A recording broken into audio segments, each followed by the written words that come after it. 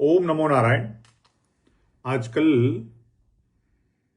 तथाकथित लोग मुझे ओबीसी, एससी, एसटी का विरोधी बता रहे हैं। मेरे भाई, मैं आरक्षण चोर, आरक्षण छोड़, आरक्षण चोर, आरक्षण छोड़ ये अभियान चला रहा हूं। अनुच्छेद 340 में कौन बैकवर्ड है?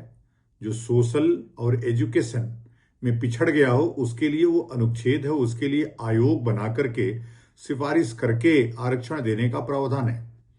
पढ़ना चाहिए ठीक से। आरक्षण किसको मिल रहा है? जिसको आरक्षण नहीं चाहिए।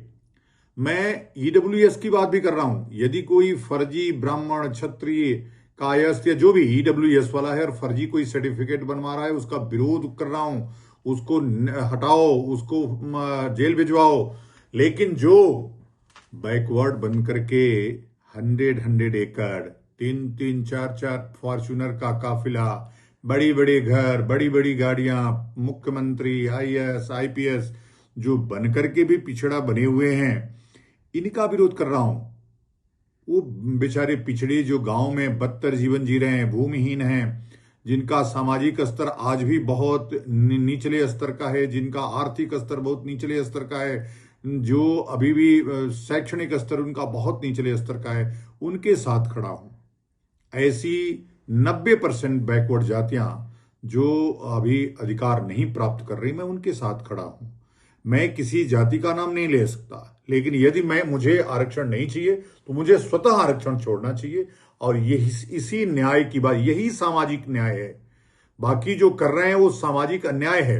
वो कह रहे हैं कि भाई तुमको भी आरक्षण मिल रहा है, आओ तुमको भी उसमें सम्मिलित कर देते हैं, आओ तुमको भी सम्मिलित कर देते हैं, आओ तुमको भी सम्मिलित कर देते हैं। सबको सम्मिलित करके बोलो हम तो 52% है, 52% लोगों को आरक्षण दो। फिर उसके बाद कुछ और जातियों को मिला लो, बोलो हम तो 75% है, 75 को दो। फिर कुछ दिन बाद मिला करके केवल ब्राह्मण और क्षत्रियों को छांट दो और बोलो कि अब तो हम इतने हो गए, अब पूरा 100% आरक्षण दो, इनको भगाओ। अभी कुछ लोग बोल रहे हैं एक आदमी है वहां, उसको पुलिस जेल नहीं भेज रही है, लेकिन लगातार ब्राह्मणों को गाली देने वाले, महापुरुषों को गाली देने वाले लोग जेल नहीं जा रहे हैं।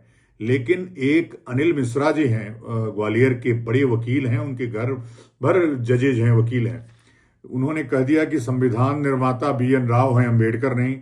बस उनके खिलाफ नोटिस चली गई, उनके पुतले दहन किए जा रहे हैं। मेरे पुतले इसलिए दहन किए जा रहे हैं। पुतले दहन कौन कर रहा है? आप देखिए, जो व्यक्ति ओबीसी महासभा का अध्यक्ष है वही व्यक्ति यादव महासभा का भी अध्यक्ष है।